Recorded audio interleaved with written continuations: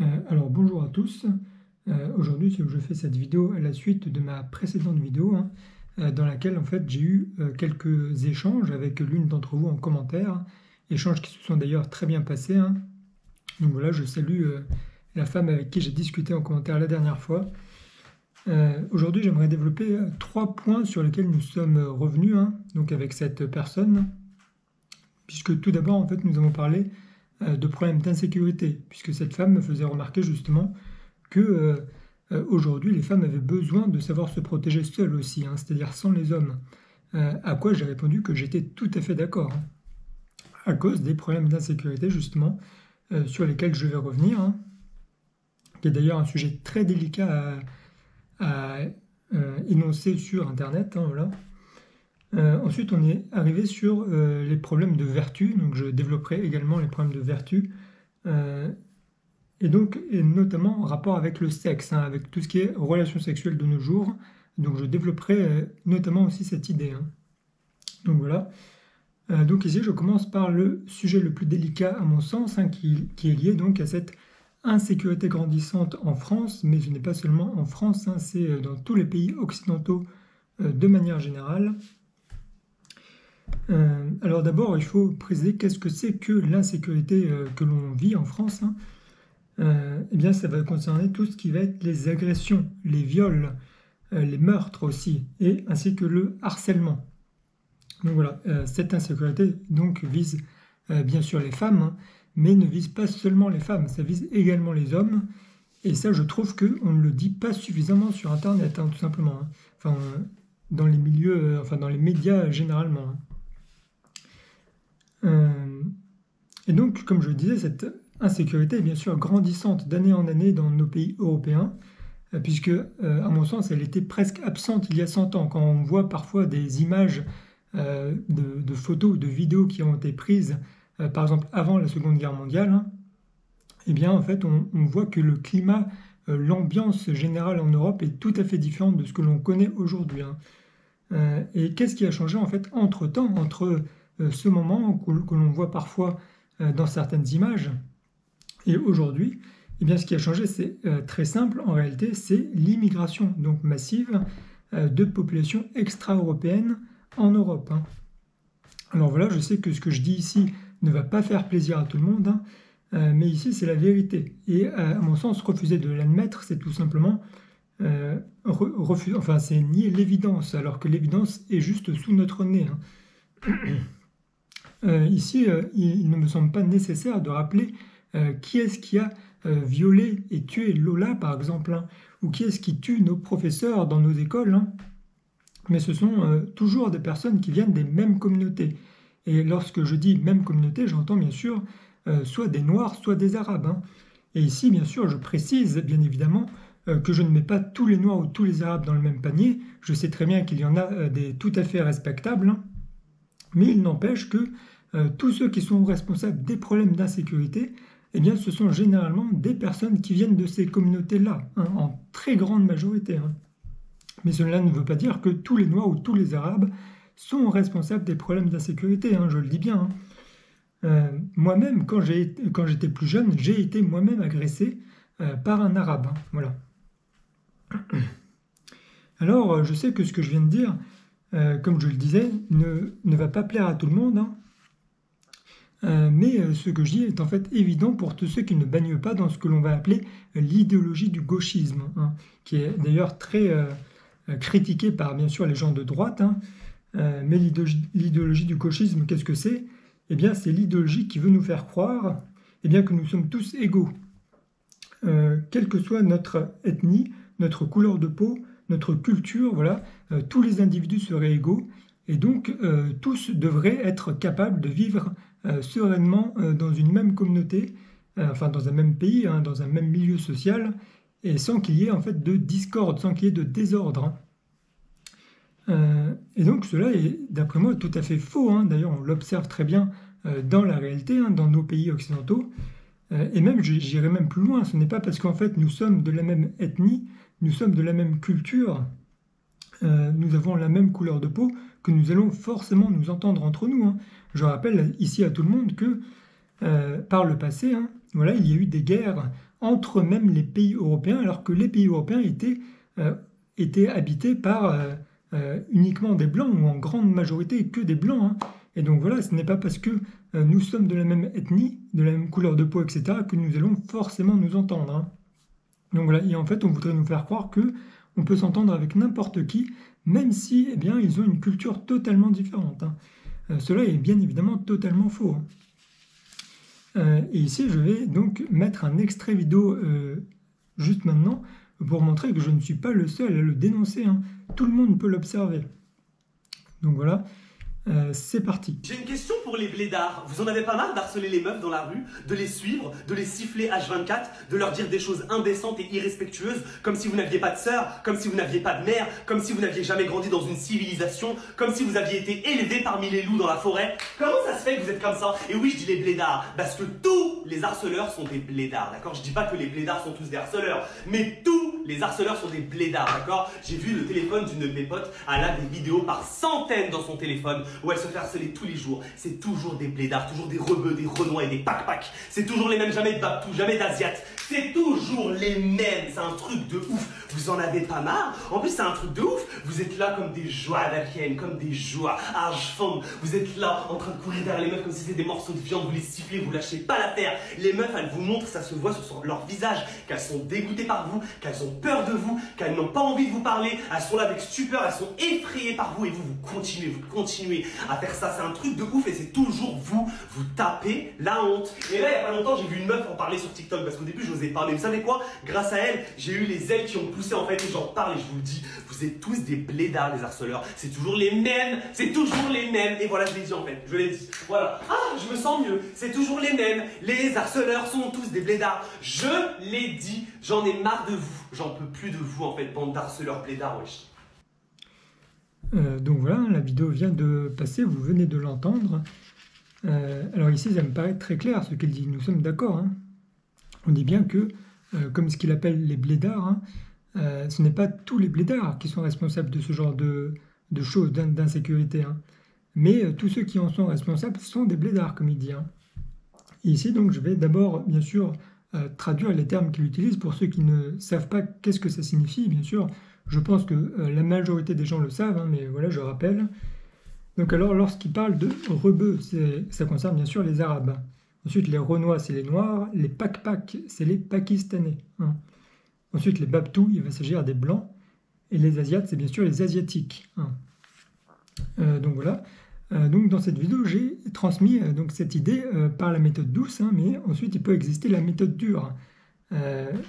Et donc cette méthode dure est, enfin je vais ici transmettre des images assez choquantes. Donc voilà, si vous pensez ne pas pouvoir supporter, vous sautez un petit peu la vidéo, hein. Donc c'est parti.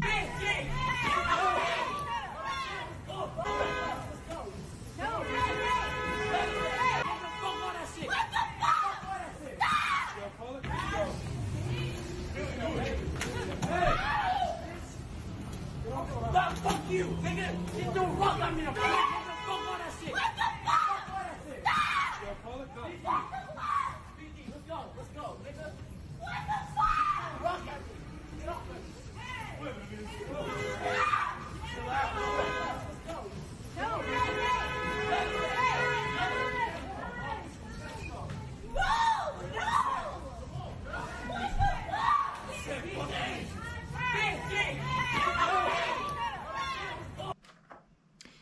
Donc voilà, là c'était un exemple où on voyait bien des femmes se faire agresser, hein, vraisemblablement dans un pays anglophone, donc ça doit sûrement être le Royaume-Uni, hein. Mais ici je souhaite également montrer un autre extrait où c'est un homme qui se fait agresser, puisqu'on n'arrête pas en fait d'insister sur le fait que ce sont les femmes qui se font agresser, mais ce n'est pas seulement le cas, hein. Donc voilà, autre extrait.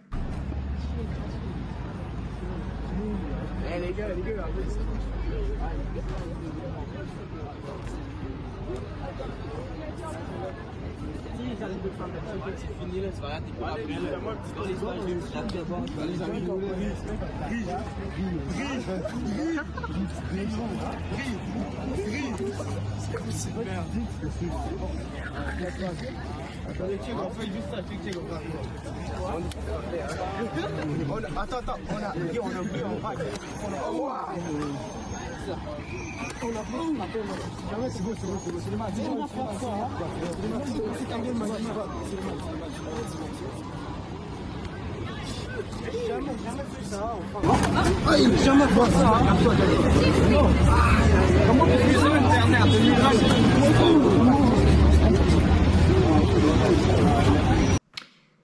Donc voilà, hein, ça me paraît très clair. Hein. On voit à chaque fois que ce sont des blancs dans ces vidéos qui se font agresser. Hein.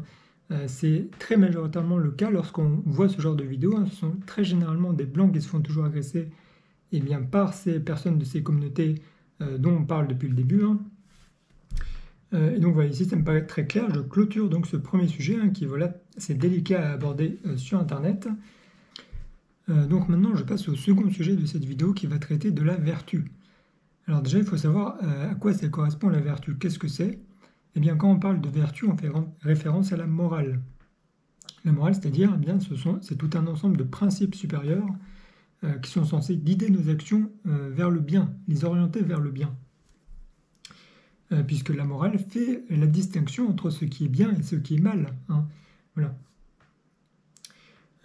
Et donc, la vertu, c'est quoi? C'est la disposition habituelle qu'a un individu ou le comportement permanent de celui-ci qui le pousse en fait à se porter volontairement vers le bien. Voilà, c'est ça la définition donc de la vertu. Hein.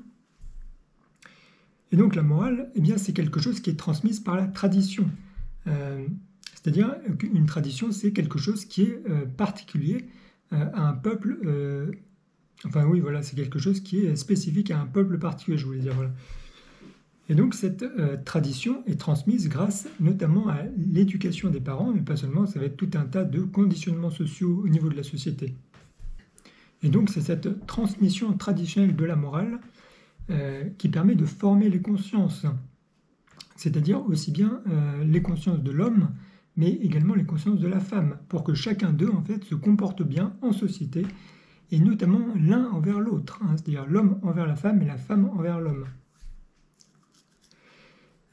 Et donc, je vais traiter donc l'un après l'autre à la suite ici. Hein. Tout d'abord pour l'homme, qu'est-ce qu'on va lui dire? Qu'est-ce qui est moral pour l'homme? Eh bien, tout simplement, on va lui dire, généralement, quand un homme est bien éduqué, hein, voilà, on va lui dire de respecter les femmes, bien sûr, de ne jamais violenter une femme. On est censé apprendre à l'homme des valeurs telles que l'honneur, le courage, la franchise, la loyauté, l'entraide et le soutien des plus faibles. Hein.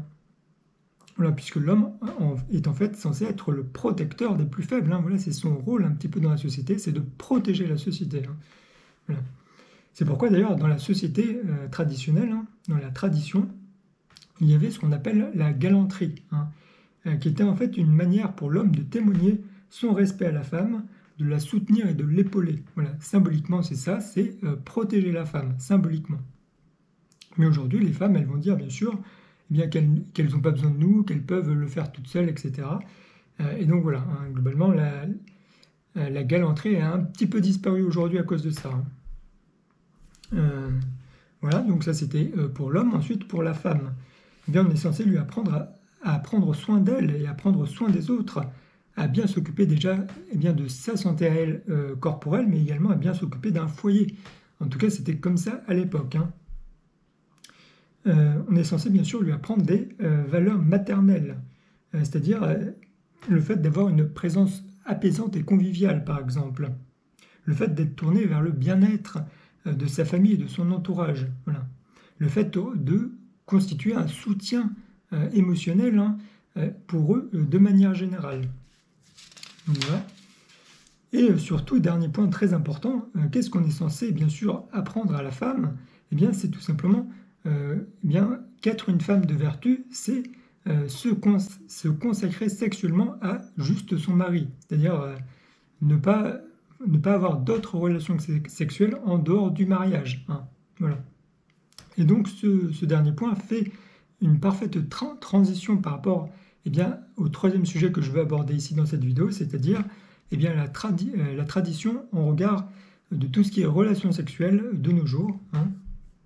Alors, il y a plusieurs points que je souhaite aborder ici, hein, en regard du sexe dans la tradition. Et le premier point, ça va constituer à dire que tout ce qui était prostitution, donc, à l'époque, c'était quelque chose de très mal vu. et c'était justement fait pour que les individus se comportent de manière vertueuse et n'aillent pas vers ce genre d'activité. Hein. Puisque on sait très bien qu'à l'époque, eh bien, la femme était censée rester pure et vierge jusqu'au mariage. Hein. Voilà. Mais aujourd'hui, la prostitution, c'est limite devenu un métier comme un autre, c'est quelque chose qui est devenu limite normal. Hein. Voilà, puisqu'on connaît tous le slogan qui dit mon corps, mon choix. Hein. Donc voilà, que les femmes adorent répéter à longueur de journée, particulièrement les féministes, hein, bien sûr, je parle. Et la prostitution aujourd'hui, qu'est-ce que ça englobe? Parce que ça englobe plusieurs choses. Ça va englober bien sûr tout ce qui va être acteur porno, donc tout ce qui est pornographie. Hein. Ça va aussi englober bien sûr les prostituées en tant que telles, puisque ça existe encore, bien sûr, ça existait à toutes les époques et voilà, ça existe tout le temps. Sauf que autrefois c'était très mal vu. Hein. Autrefois les prostituées elles le faisaient par nécessité. Hein. Voilà. Mais aussi, ça va concerner aujourd'hui toutes les femmes eh bien, qui partagent leur nudité sur Internet, hein, que ce soit à travers des sites comme OnlyFans, Mime, etc., ou même que ce soit gratuitement, hein, puisque aujourd'hui on peut trouver ce genre d'image même totalement gratuitement. Alors voilà, tout ce que je veux dire, c'est que bien sûr, toute cette prostitution qu'on appelle vulgairement des putes hein, ou des salopes, hein, eh bien c'était très mal vu à l'époque. C'était justement fait pour que les femmes conservent leur pureté, hein, leur virginité, et pour que en fait elles se consacrent uniquement à leur mari. Alors ici, bien sûr, je vois bien la critique hein, que on va me faire, c'est-à-dire que on n'arrête pas de critiquer les femmes sur ce point, mais on ne critique jamais les hommes. Voilà. Puisque ça, c'est une critique qu'on entend beaucoup, et je suis tout à fait d'accord avec vous. Hein, c'est-à-dire que on va souvent entendre dire oui, les femmes elles sont censées rester pures, vierges, etc. Mais les hommes ils n'arrêtent pas de baiser partout. Alors je pense déjà qu'à l'époque ce n'était pas tout à fait le cas. Sûrement il existait certains hommes par-ci par-là qui baisaient un petit peu partout, mais je ne pense pas que ce soit la majorité de tous les hommes hein, déjà. Et là-dessus, moi de toute façon je suis d'accord avec vous. Je dénonce donc tout ce qui est vulgairement appelé les putes ou les salopes, hein, c'est-à-dire les femmes qui ont des relations sexuelles un petit peu partout, à droite à gauche, sans se consacrer seulement à leur compagnon. Mais je dénonce également ce que l'on va appeler les coureurs de jupons de l'autre côté, c'est-à-dire pour les hommes. Hein. C'est-à-dire les hommes qui ont aussi tous, plein de relations sexuelles avec plusieurs femmes différentes. Hein. Donc voilà, moi je dénonce tout le monde. Voilà, je ne dénonce pas que les femmes là-dessus, je dénonce aussi les hommes, puisque bien dans une relation sexuelle, nous savons très bien que il faut qu'il y ait des femmes, mais il faut également qu'il y ait des hommes. Et donc, on ne peut pas critiquer seulement un côté de l'équation, hein, si vous voyez ce que je veux dire. On ne peut pas seulement mettre toute la faute sur les femmes, puisque les hommes sont aussi responsables. Hein. Donc voilà. Ensuite, donc ça, c'était le premier point. Et le deuxième point que j'aimerais énoncer ici, hein, c'est bien sûr qu'à l'époque, dans la tradition, eh bien justement, on disait que les relations sexuelles ne devaient avoir lieu qu'après le mariage. Hein. Voilà. C'est-à-dire que hommes comme femmes devaient se consacrer à leur mari ou à leur femme jusqu'au mariage. C'est-à-dire même avant le mariage, eh ben, ils n'ont pas de relations sexuelles et seulement après le mariage qu'ils peuvent consommer le mariage, comme on dit, hein, donc voilà, entre guillemets, c'est-à-dire qu'ils peuvent commencer à avoir des relations sexuelles. Hein. Voilà, toute relation sexuelle qui avait lieu avant le mariage était aussi très mal vue à l'époque. Hein.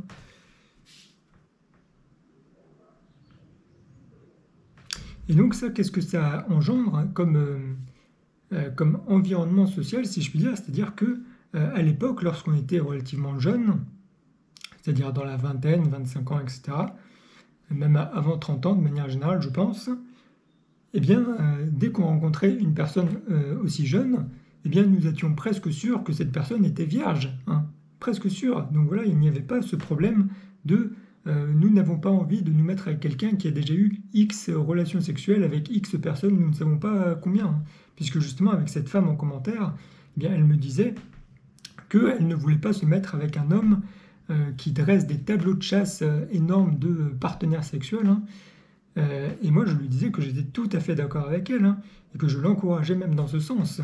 C'est-à-dire que l'intégrité est quelque chose de très important, que ce soit pour les femmes, mais également pour les hommes. Donc voilà. Et donc oui, justement, ce problème